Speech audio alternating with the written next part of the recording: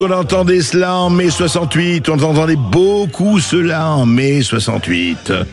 Et puis après, bien sûr, c'est l'hymne révolutionnaire par excellence depuis un peu plus d'un siècle.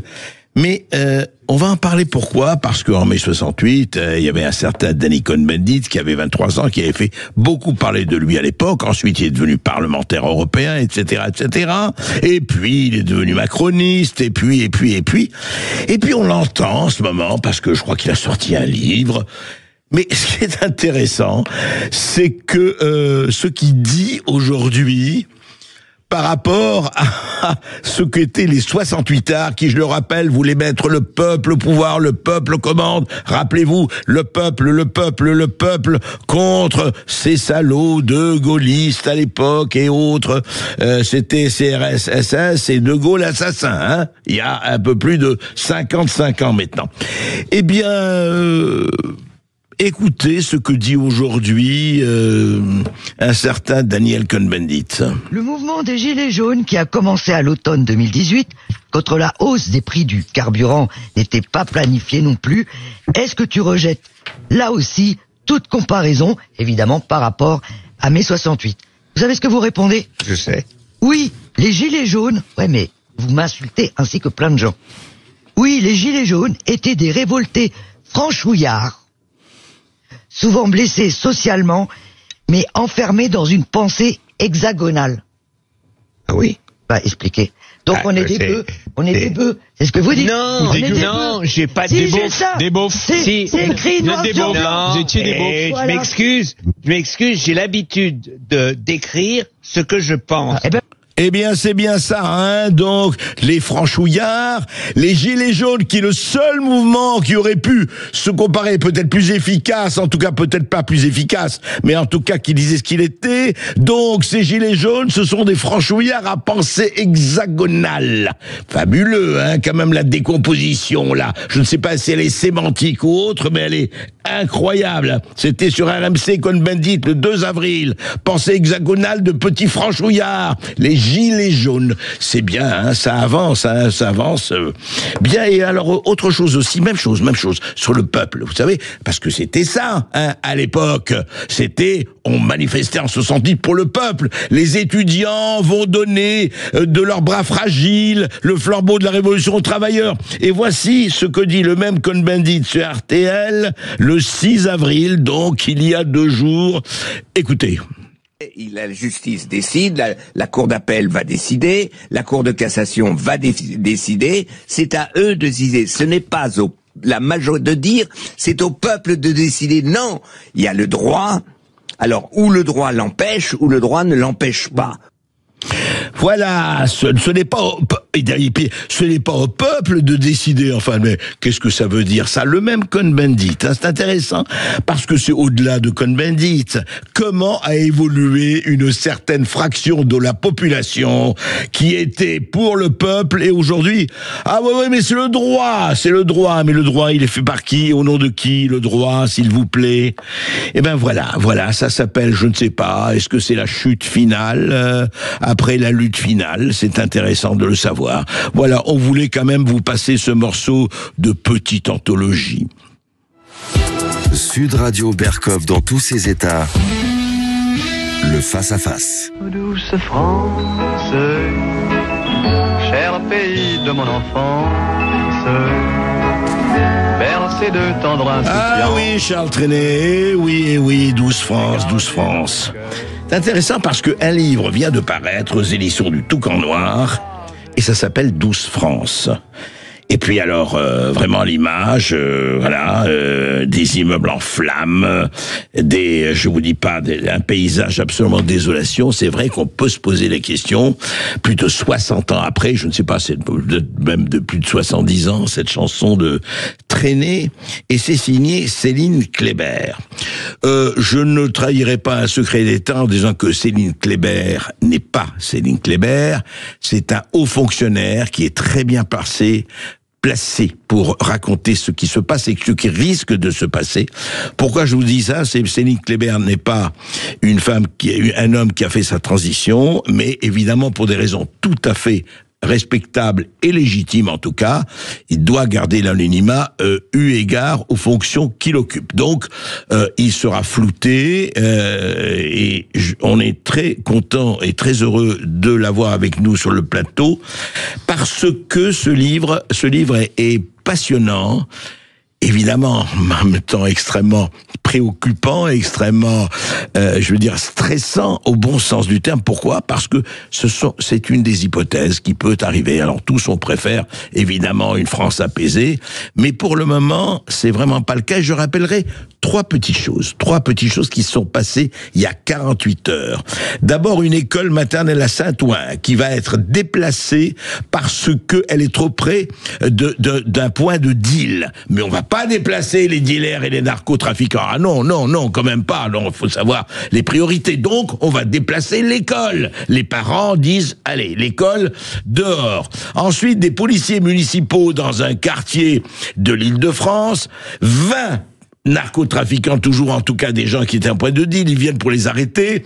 Eh bien, ils fuient, on voit les 2 voitures de police obligées de partir avec 20 personnes qui les caillassent et les policiers partent parce qu'on leur dit attention, proportionnalité, commencez pas à aller trop loin, vous êtes d'accord ? Non, faites ça. Ensuite, évidemment, les professeurs, certains professeurs, et je vais pas rappeler Samuel Paty, non, des professeurs, là, récemment, l'un obligé de partir parce qu'il parlait de la Syrie, et il ne parlait pas comme il fallait un certain nombre de gens, donc on l'a traité de raciste, de sioniste, de tout cela, obligé de quitter son cours. Et puis d'autres, on le sait, qui se passent comme ça. Donc, il vaut mieux que les policiers restent chez eux, les professeurs chez eux, et enfin, que les parents d'élèves gardent leurs enfants chez eux. Voilà, c'est 12 France, ça. Céline Kléber, bonjour. Bonjour André Berkoff. Alors dites-moi d'abord, qu'est-ce qui vous a fait choisir un pseudonyme féminin ? Le pseudonyme féminin, en dehors de l'ère du temps, c'est aussi un hommage à Yasmina Khadra, qui avait utilisé le même stratagème dans des conditions de risque plus importantes que les miennes, en tout cas je l'espère, à l'époque. Alors justement, on va parler de ce livre, parce que ce livre est encore une fois très fort, témoigne en tout cas, il est d'abord bien écrit, je vous le dis, c'est quand même pas désagréable d'avoir un livre bien écrit, ce n'est pas toujours le cas. Vous savez, je ne dirais pas comme Audiard, un livre bien écrit, c'est comme les poissons volants, mais c'est pas la majorité de l'espèce. Alors, c'est le Mohamed, par une belle soirée d'été, juste les débuts, jeune beurre désœuvré en mal de reconnaissance de la part de ses pairs, met la main sur un pistolet et décide de s'en prendre au couffard de la petite église de son quartier de Bagneux, en banlieue sud de Paris, et ça provoque effectivement, alors il se retrouve nez à nez avec le jeune curé chaldéen de la paroisse, plus personne ne peut l'arrêter, il abat le prêtre à bout portant, la police surgit, des coups de feu sont échangés, et puis il y a une évolution extrêmement forte qui se fait, dramatique même. Alors, est-ce qu'on peut pas, juste, je fais pas l'avocat du diable, mais est-ce qu'on peut pas vous dire, oui, vous dites tout de suite, voilà, c'est un Mohamed qui tue un prêtre, et donc vous mettez tout de suite dans une certaine atmosphère. C'est une Kléber. C'est clair qu'il y a une certaine atmosphère, mais elle correspond aussi à la vérité de ce qu'on connaît aujourd'hui, c'est-à-dire une forme de haine rampante entre certaines catégories de population dans notre pays, qui est parfois d'ailleurs renforcée, exploitée par certaines parties de la classe politique française. Tout le monde voit de qui je veux parler, je suppose. Suivez mon regard, suivez votre regard, oui. Donc, je pense que c'est, comme vous l'avez très bien dit au début, c'est une des hypothèses qui peut se présenter. Je souhaite personnellement que ce ne soit pas celle qui se déroule, mais c'est une des hypothèses dont il faut tenir compte. Et généralement, quand on est dans une dimension de maîtrise du risque, comme on dit aujourd'hui, il vaut mieux s'intéresser aux hypothèses les plus embêtantes. C'est sûr, afin de les éviter. Si tu veux la paix, prépare la guerre, même si elle est une guerre intérieure. Alors justement, qu'est-ce qui vous a amené d'abord, je rappelle que, encore une fois, nous protégeons évidemment nos sources et votre anonymat, donc vous êtes dans un poste où vous avez pu parler, rencontrer, avoir beaucoup d'un poste de haut fonctionnaire. qu'est-ce qui vous a amené d'abord à écrire ce livre? Et c'est quoi? C'est la conscience de ce qui se passe et je voudrais la conscience de ce qui se passe, des dérives, d'une espèce de mouvement qui s'est mis en marche, d'une mécanique qui s'est mis en marche? Tout à fait. Ma première démarche, c'était d'ouvrir les yeux de mes concitoyens, dont je pense qu'ils sont voilés, notamment par une certaine forme de communication. Donc j'ai voulu un peu déchirer le voile de cette communication. C'est-à-dire cette communication, qu'est-ce que vous lui reprochez? Qui consiste à ne pas dire la vérité, ou qui consiste à la déformer, qui consiste à altérer en fait un certain nombre de traits, qui consiste à ne pas prendre à bras-le-corps un certain nombre de sujets, dont celui de l'islam en France, par exemple, mais pas uniquement, dont celui de la délinquance, avec ce sujet d'ailleurs extrêmement préoccupant de la porosité entre les deux, entre l'islam et la délinquance, dans un certain Sauf islam. que vous êtes d'accord, on peut pas, tous les musulmans ne sont pas des délinquants. Non, mais je le rappelle parce qu'il faut quand même, attention, tout le monde n'est pas à mettre dans le même sac, et vous le savez. C'est évident. D'ailleurs, les personnages du roman que j'ai écrit sont complexes. Il y a d'ailleurs dans le roman des musulmans qui s'opposent à la dérive vers la guerre civile. Donc, et à titre personnel, j'en ai rencontré un grand nombre qui sont préoccupés pour eux, pour leur avenir, pour leur famille, de l'évolution de la France. Alors, qu'est-ce qui peut amener, on va en parler tout de suite après cette petite pause. Je voudrais qu'on parle avec vous, parce que vous décrivez effectivement une guerre civile, et personne, je rappelle juste ce que disait, on le cite souvent, Collomb, Gérard Collomb, l'ancien maire à paix à son âme de Lyon, il disait on était côte à côte, maintenant on va être face à face. Et donc, et c'était il y a des années qu'il le disait. Donc, après cette petite pause, parlons un peu de l'histoire que vous racontez et pourquoi ça vous paraît effectivement quelque chose qui potentiellement peut arriver. Sud Radio Berkoff dans tous ses états, midi 14h. André Berkoff. Un roman? Ben on ne sait pas si c'est un roman fini. En finissant de le lire, Céline Kléber, 12 France, aux éditions du Toucan Noir. Pourquoi je dis ça? Parce que, voilà, c'est la guerre civile qui vient, enfin le roman décrit cette guerre civile qui vient en France, avec moult détails, avec moult projections, à tous les étages, ça va de l'Élysée à des préfectures, à des diverses villes de France, etc. Qu'est-ce qui se met en place? C'est une espèce d'engrenage. On espère tous qu'il sera pas fatal, mais on ne peut pas dire « Ah non, il faut pas parler de ça, ça n'existe pas ». Si ça existe, le potentiel est là. Et justement, quand vous avez construit votre roman, l'idée était un peu de faire à tous les étages, enfin montrer un peu ce qui peut se passer, cet engrenage, comment il peut se passer. Oui, tout à fait. Je crois que une des premières idées, et je dirais même presque un rêve, c'était de faire passer le lecteur dans les coulisses, de lui faire découvrir la réalité du pouvoir, au-delà des déclamations, des grands discours, comme ceux auxquels on assiste en ce moment en prévision de la prochaine élection présidentielle. Donc passer de l'autre côté de la barrière pour véritablement être dans être dans les coulisses. Être dans les coulisses. Pouvoir, ouais. Impression un peu vertigineuse pour un certain nombre de nos concitoyens, mais qui sont pas toujours très bien informés. Et du coup, être dans les coulisses, c'était aussi montrer qu'une bonne partie de notre avenir dépendait non pas des procédures, des juges, des institutions, mais dépendait des tempéraments, des caractères des individus qui étaient au commandement. Du facteur humain. Du facteur humain, ouais. Exactement. Alors justement, et vous êtes bien placé pour cela, pour les coulisses, racontez-nous un peu, donc, parce que ça part, on l'a dit au début, on va pas raconter tout le livre, encore une fois, lisez-le, je vous le recommande. Il se passe de cet engrenage, et c'est un engrenage, et justement, c'est intéressant dans vos livres, qui est aussi nourri, comme l'huile sur le feu, par un certain nombre soit de démissions, soit d'actions volontaires. Oui, tout à fait. Ce qu'on peut noter dans l'actualité qu'on décrit régulièrement, c'est que l'État, pour prendre un terme un peu général, l'État souvent ne prend pas la mesure des choses et n'agit pas. Il y a une forme de démission collective qui fait que certains individus peuvent continuer à agir dans un sens qui est défavorable pour tous nos concitoyens. Donc c'est aussi un motif d'espoir, parce que ma conviction, c'est quand même que l'État, les autorités publiques, à condition de se ressaisir et de laisser la place à quelques caractères, comme on peut dire, peuvent endiguer encore le flot de destruction qui est décrit dans le livre. Vous dites qu'il n'est pas trop tard par rapport au réel, franchement? Je pense qu'il n'est pas trop tard. Plus on attend, plus les choses seront difficiles à régler. On voit néanmoins quand même une prise de conscience de l'opinion. La chape de plomb qui peut exister est de temps en temps fissurée, notamment grâce à des radios comme la vôtre. Et on peut espérer que peut-être les prochains scrutins permettront de faire évoluer les choses. Cela étant, il y a encore beaucoup de travail, de conviction pour y arriver. Pour y arriver. Alors justement, Céline Kléber, Monsieur Kléber, allez, disons-le.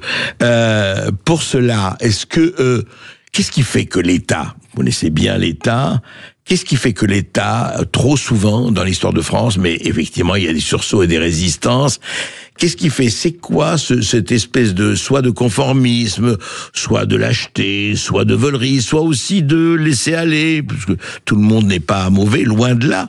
Qu'est-ce qui fait qu'on laisse arriver jusqu'au bord du précipice en disant oui, mais qu'est-ce que vous voulez, on peut rien faire, on peut rien faire, qui nous frappe dans tous les domaines. Hein. À mon émission à la radio, je le vois moi. Votre question est difficile. Récemment a été publiée une analyse de Giuliano da Empoli qui est assez intéressante et qui nous dit le temps des avocats est terminé. On rentre dans l'ère des prédateurs. Bon, on n'appartient pas forcément à la même famille de pensée, mais l'idée est assez intéressante. C'est-à-dire qu'on a été quand même enserré dans une sorte de nasse de droit et de procédure qui en fait empêche l'État d'agir en faveur du peuple. L'État n'est plus l'instrument de protection du peuple, de la nation qu'il a été historiquement. Ce pourquoi il a été fait d'ailleurs, hein. C'est quand même le but. Ouais, non mais c'est très intéressant ce que vous dites. Je rappelle juste, auditeurs de Sud Radio, résistants de Sud Radio, 0826 300 300, 0826 300 300, si vous voulez parler à Monsieur Kléber et prendre le temps d'expliquer, de tâter le pouls de cette France, je dirais qui n'est plus la douce France, faut quand même, hélas, le dire. Et justement, comment réagissent alors dans votre roman, comment réagissent les différentes strates justement de gens concernés? Est-ce que en général, parce que je vois, il y a vraiment un mélange de tout évidemment, et c'est le réel, mais à supposer que ceci se passe, quand vous dites, moi je ne suis pas, plus ça tarde, plus on sera désespéré, enfin plus ça risque d'être difficile. Mais vous, à la fin, on ne sait pas si vous êtes vraiment, je lu le livre jusqu'au bout, on ne sait pas si l'auteur est vraiment pessimiste ou il pense qu'on peut s'en sortir. Alors c'est vrai que je me pose la question moi-même comme auteur, mais je dois dire aussi que mon éditeur, Le Toucan Noir, m'a fait le plaisir de me commander un tome 2, donc on aura la réponse peut-être dans le tome 2. Tout s'explique. Pour l'instant, on est un petit peu sur la pente raide, sur la ligne de crête. Peut tomber d'un côté ou de l'autre. Et alors justement, il y a des passages assez, je dirais, croquignolesques dans votre livre. Pareil, qu'est-ce qui vous a fait dialoguer entre Fabrice Lucchini avec un préfet de la République, donc énarque? Qu'est-ce qui a provoqué ça chez vous, qui est très drôle d'ailleurs dans le... Peut-être que le point de départ, c'est le formatage du préfet.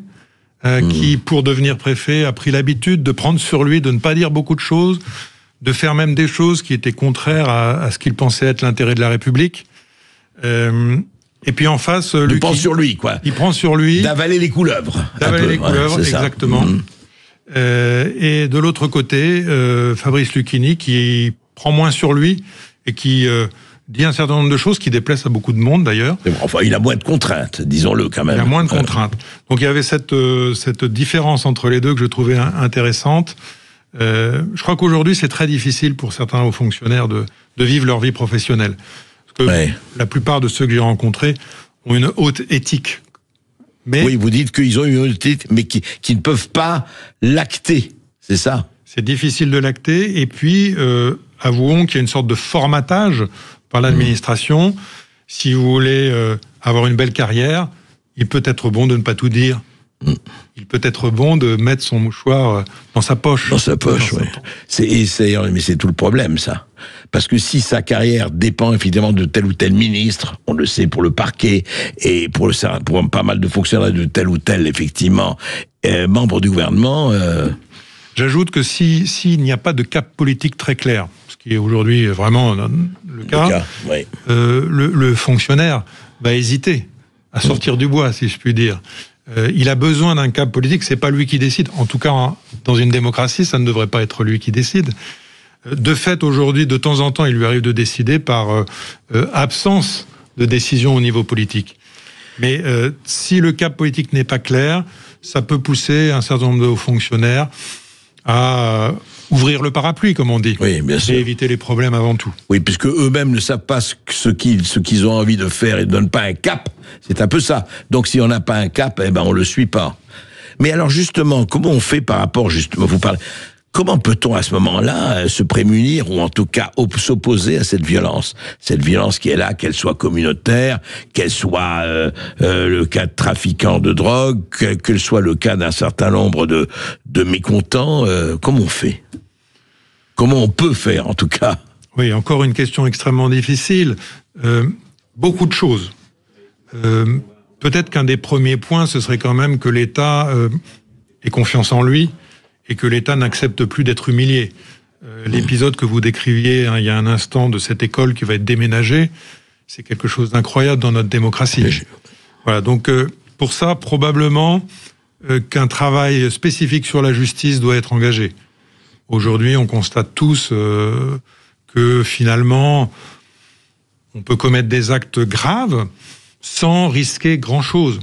Oui. Mais tant qu'on n'aura pas davantage de places de prison, je ne vais pas faire un programme présidentiel, hein, non. mais tant qu'on n'aura pas plus de places de prison, tant que certains tribunaux seront, on va dire, un peu laxistes, oui, je crois qu'on peut le dire. Oui. Très utilisé, l'autorité de l'État n'en sortira pas grandie. Et force est de constater, j'ai beaucoup travaillé avec certains des jeunes dont je parle, même si c'est romancé évidemment, Oui. force est de constater que certains d'entre eux ont besoin d'un État fort en face qui leur fasse comprendre les choses. Oui. C'est le bien aussi de nos concitoyens qui s'enferment dans la délinquance que d'arrêter cette dérive. Mais oui. Aujourd'hui, personne n'est là pour l'arrêter. Oui.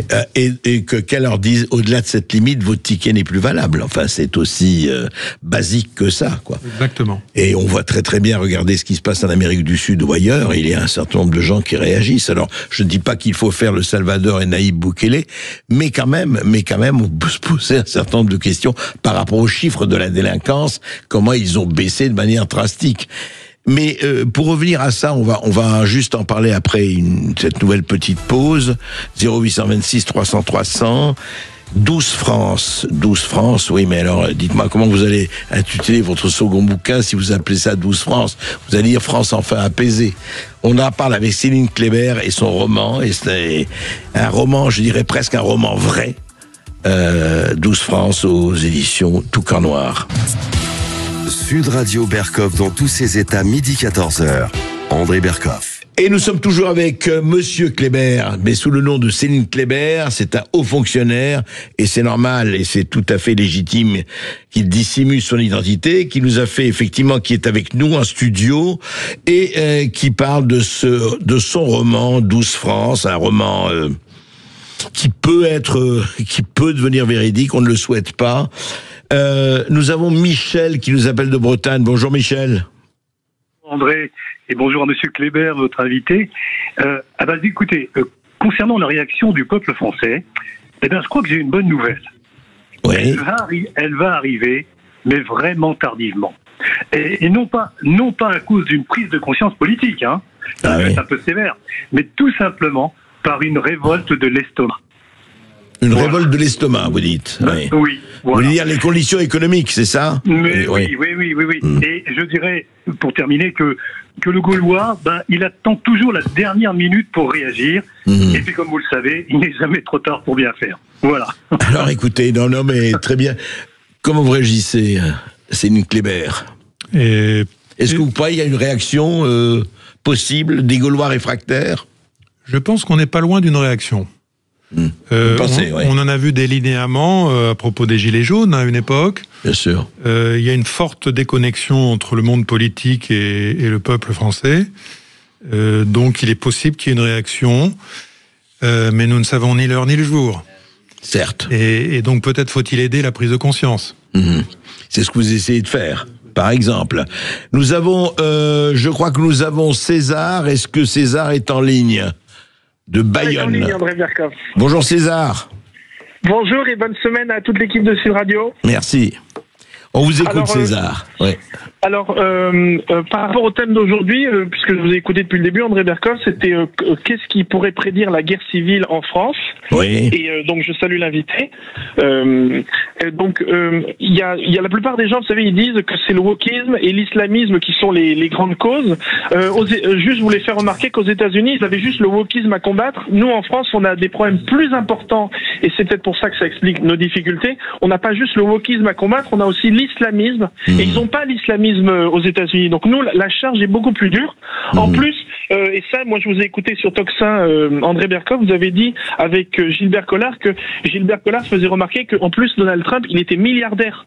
Oui, alors que Marine Le Pen, par exemple, ou Florian Philippot, ou n'importe quel souverainiste ne sont pas des milliardaires. Donc le fait d'avoir des flopées de milliardaires qui sautaient Donald Trump, c'est pas du tout pareil que la France. En France, il y a beaucoup de milliardaires qui sont des mondialistes, des ultra-mondialistes, qui sont prêts à trahir notre pays. Donc on n'est pas du tout dans les mêmes enjeux. Marine Le Pen, il y a presque aucun média qui va soutenir, par exemple, Marine Le Pen ou Florian Philippot ou même François Asselineau. Donc voilà, c'est ce parallèle-là, cette difficulté-là qu'il faut comprendre. Ouais. C'est que les difficultés qui sont envoyées par peut-être le Qatar, par George Soros ou je ne sais quel ultra-mondialiste ou islamiste, eh ben nous on a des difficultés plus grandes parce qu'on n'a pas en plus l'économie pour nous défendre, et donc je pense qu'il faut un patriotisme économique parce que l'économie va toujours avec les dirigeants, et ça c'est très important si on veut en plus un jour avoir le RIC et tout. Il nous faut aussi des gens qui mettent des milliardaires ou des gens riches qui soutiennent notre économie française. Voilà. Vous voulez dire qu'en fait, César, il faudrait des milliardaires ou des multimillionnaires qui sortent de leur zone de confort et qui embrassent, disons, un certain souverainisme ou patriotisme. C'est ça? C'est ce qui s'est passé pour Donald Trump. Oui. Donald Trump, il n'est pas tout seul avec ses petits sous. Non, et bon, Elon Musk non plus, qui est multimilliardaire et qui a choisi. Mais vous savez, la question, elle est simple. En Amérique, il y a quelqu'un qui disait, un très bon chroniqueur, il disait, regardez les politiques, regardez qui a commencé avec combien d'argent et regardez qui se sont enrichis, qui se sont appauvris. Ce qu'il faut dire, c'est qu'Elon Musk et Donald Trump, depuis qu'ils font de la politique, ont perdu des dizaines de milliards de dollars. Bon, ils en avaient beaucoup. Ça s'appelle le fuck you money aux États-Unis. Mais ils en ont beaucoup moins. Qu'est-ce que vous en pensez, Céline Kléber?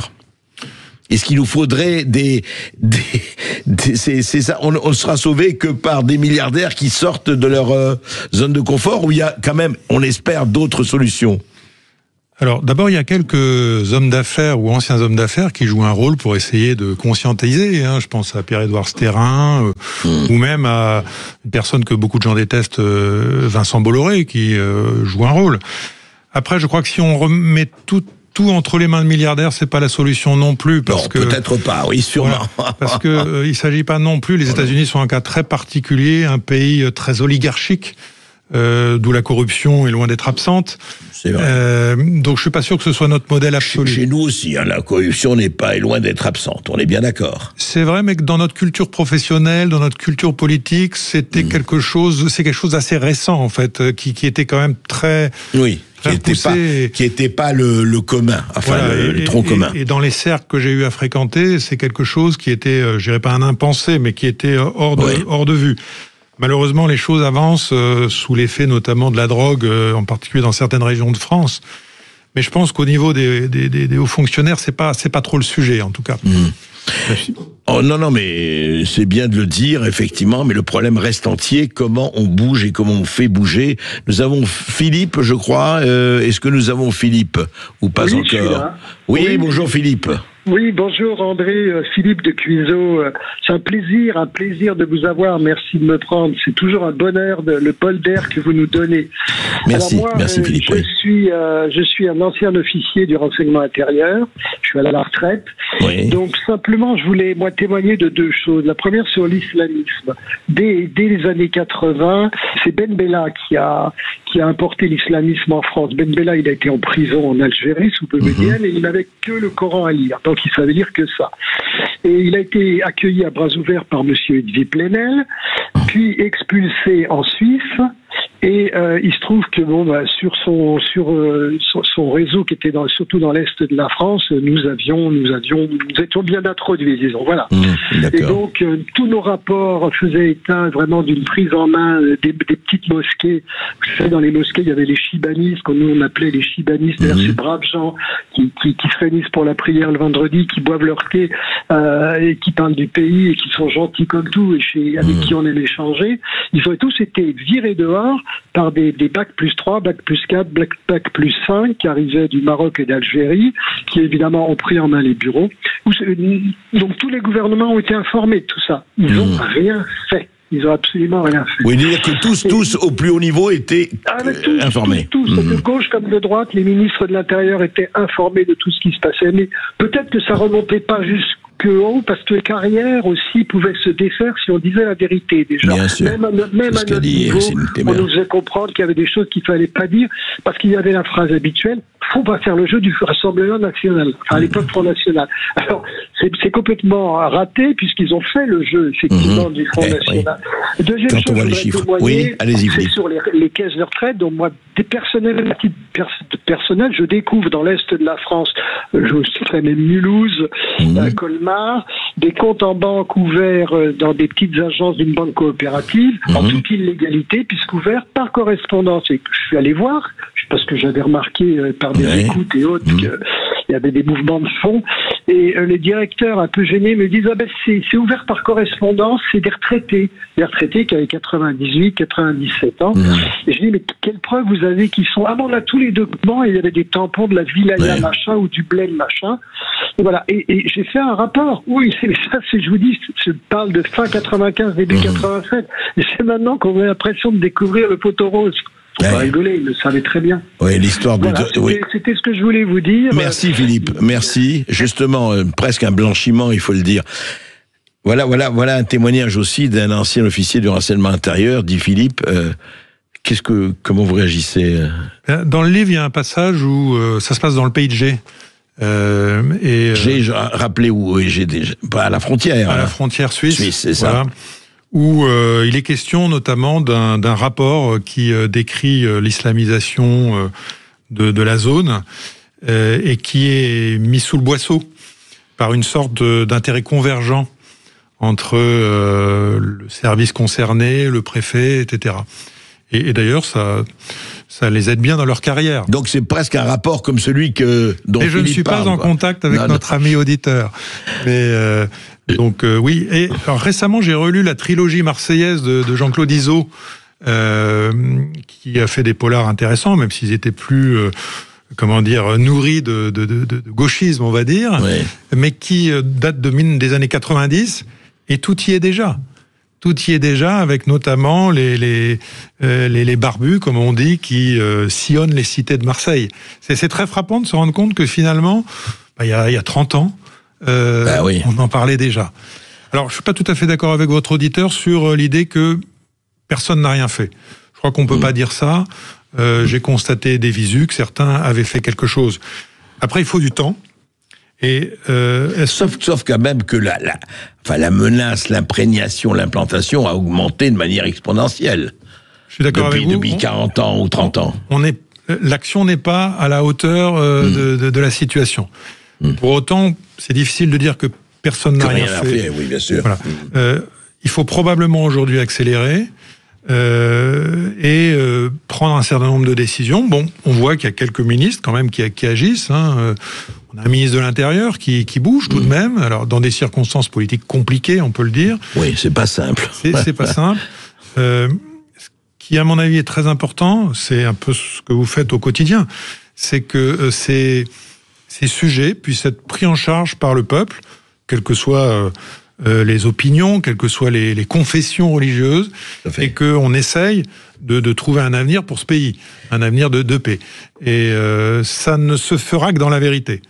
Donc il faut dire un certain nombre de choses. En tout cas, ce qui est intéressant, c'est qu'il y a de plus en plus un courant, et je citerai quand même les livres d'Oberton sur Guérilla, les 3 tomes. Je cite aujourd'hui votre livre, aujourd'hui, qu'encore une fois je recommande. Ce qui est intéressant, effectivement, c'est de faire prendre conscience aux gens.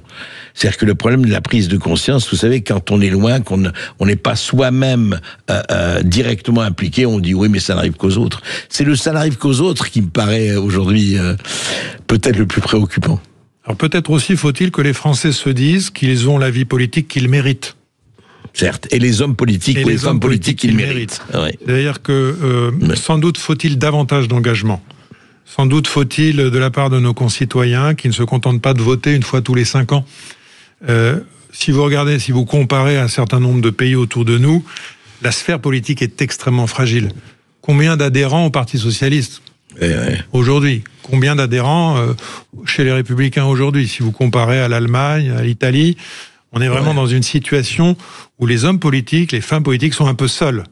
Et c'est notre responsabilité à nous aussi, citoyens, de les pousser, de les accompagner, de les encourager parfois. Et je dirais que vous avez raison, et vous avez encore, enfin, ce qui est très illustré par les manifestations monstres qui ont lieu à Rome, à Bucarest, à Londres même, etc., beaucoup plus importantes que celles en France. C'est d'ailleurs très très frappant ça, que dernièrement, on a vu depuis quelques mois des manifestations en Pologne, en Hongrie, ailleurs, enfin, vraiment, je parle que de l'Europe, hein, et qu'en France, c'est quand même, il y a, je ne dis pas qu'il n'y a rien, mais enfin, beaucoup moins que cela.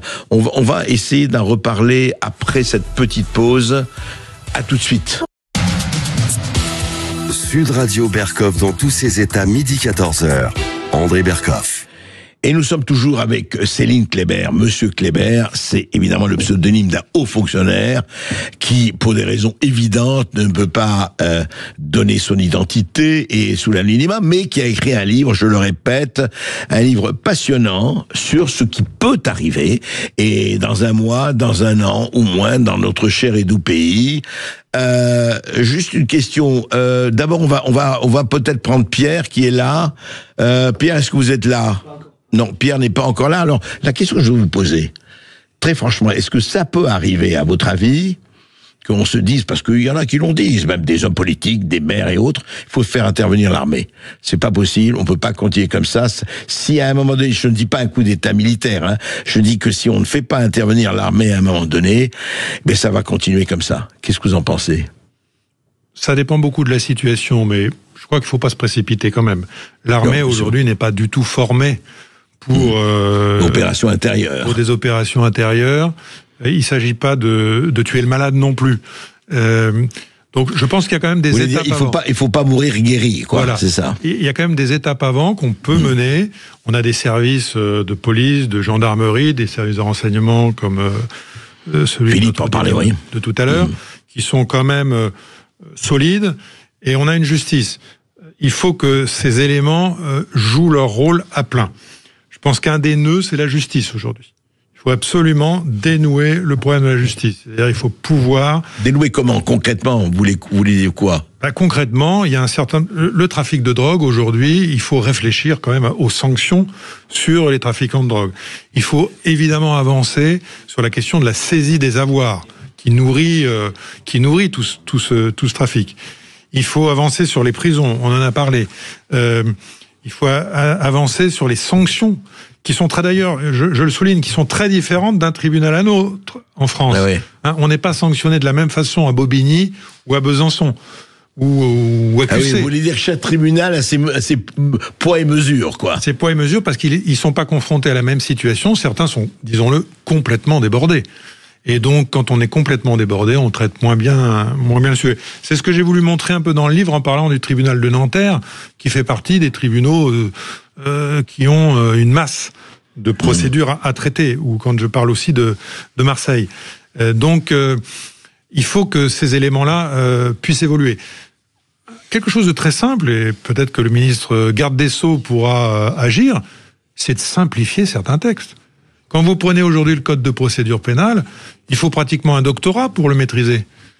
Oui, mais est-ce qu'on en est encore là? Je sais, mais ça, écoutez, on l'a beaucoup dit, Céline Kléber, mais est-ce qu'on en est encore là? Est-ce que, franchement, et vous l'avez dit vous-même, est-ce que c'est pas une question de volonté, de courage d'abord? Vraiment? Si aussi, Mais la volonté et le courage, oui, doivent s'appliquer à des choses concrètes. Si on bouge pas le code de procédure pénale, ça veut dire qu'on n'arrivera rien faire. On n'arrivera pas à faire sanctionner rapidement, efficacement un certain nombre de délinquants. On a Pierre qui nous appelle. Bonjour Pierre. Oui, bonjour Monsieur Bercoff. Bonjour, on vous écoute Pierre. Écoutez, moi je suis chasseur et j'ai voulu aller chercher des balles un peu spéciales pour tirer, comment dire, des chevrotines par exemple, ou des balles un peu... On n'en trouve plus. Hein. Même en tant que chasseur, on ne trouve plus de chevrotines, c'est ça? Ah mais non. Les armuriers nous disent, il y en a plus. Et quand on lui demande pourquoi, ils nous disent, ah, ça c'est pas dû à cause des fabricants, hein, ils essayent de pas dire que c'est l'État, mais